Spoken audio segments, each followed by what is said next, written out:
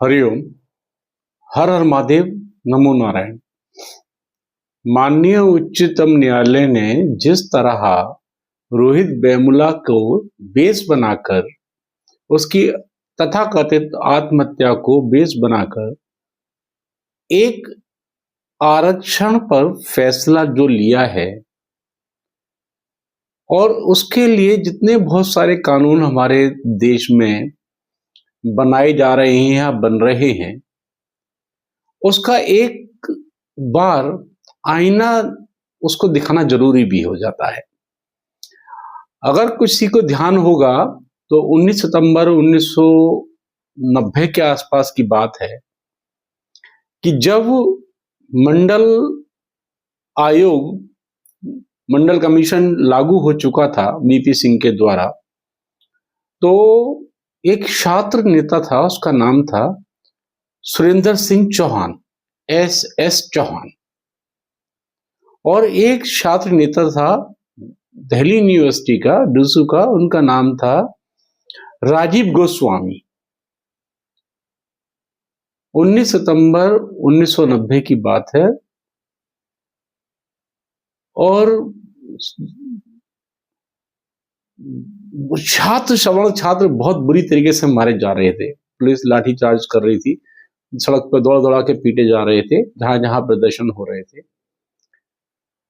S Chauhan ने इस निर्णय के खिलाफ आत्मदाह कर लिया था और राजीव गोस्वामी दूसरे थे जिन्होंने अपने को आग लगाई। एस चौहान मृत्यु को प्राप्त हुए, आत्महत्या हुई उनकी, और राजीव गोस्वामी बचे विभिन्न प्रकार की बीमारियों से जूझते हुए, गुर्दे की, किडनी की परेशानियों से 2004 या 3 या 4 में शायद खत्म हो गए। लेकिन सरकारें अपने निर्णय पर अड़िग रही क्योंकि राजनीति करनी थी। बहुत सारे नेता जो बाद में इस देश के बहुत बड़े नेता भी बने, मंत्री भी बने, वो सारे के सारे मुंह में दही जमा के बैठे रहे और ये सब उन्हीं के सामने की हुई थी और उन्हीं का उसमें धरना भी था, आंदोलन में भी थे वो इसको लागू करवाने के।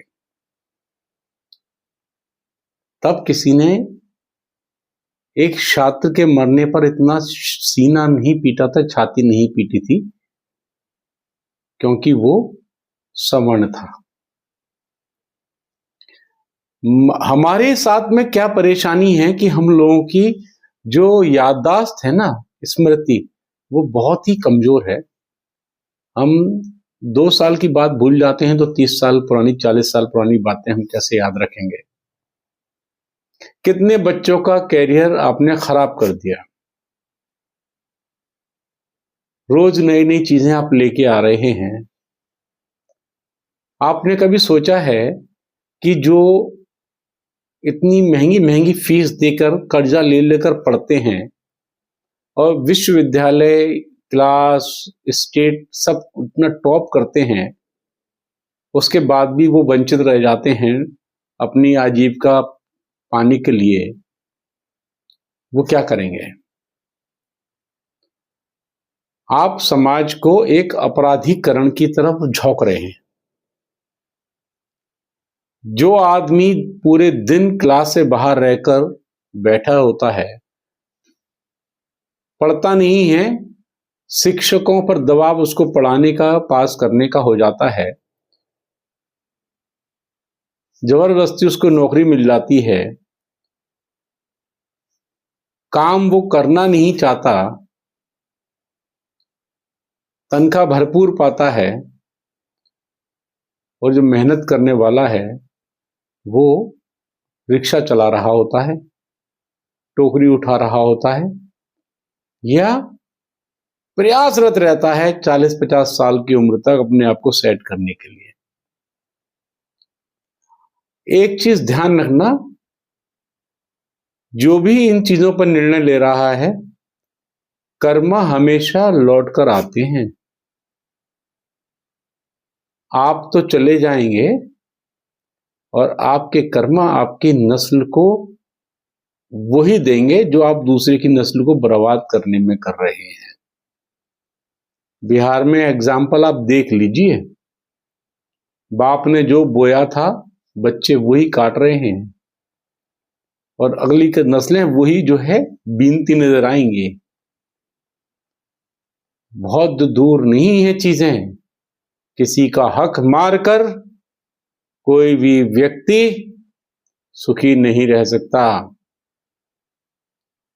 आप सवर्णों को दबाएंगे, सवर्ण आग बनकर फिर बाहर आएंगे। ये जो आपका खेल है ना, इसको बंद कीजिए।